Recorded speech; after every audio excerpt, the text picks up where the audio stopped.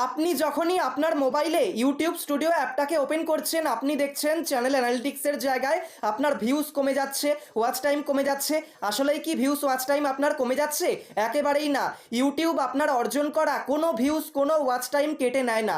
তাহলে সেগুলো যায় কোথায়? ইউটিউব তো কেটে নেয় না, তাহলে সেগুলো আপনি কিভাবে চেক করবেন? ভালো করে দেখে নিন।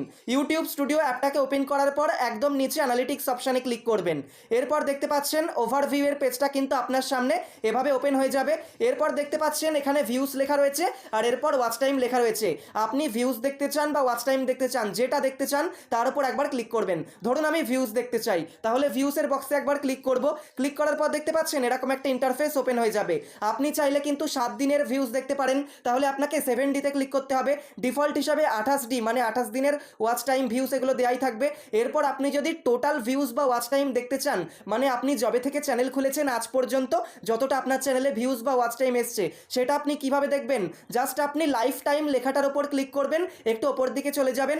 দেখতে পাচ্ছেন ভিউজের পাশে কিন্তু টোটাল আমার চ্যানেলে কতটা ভিউজ এসছে লেখা রয়েছে। 2,32,962টা ভিউজ এসছে।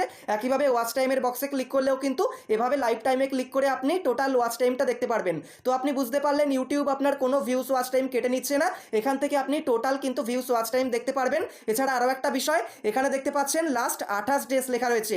এই চ্যানেল অ্যানালিটিক্সের জায়গায় কিন্তু যে ভিউজ ওয়াচ টাইমটা আপনি দেখতে পাচ্ছেন বা প্রতিনিয়ত দেখতে পাবেন, সেটা লাস্ট 28 দিনেরই দেখতে পাবেন।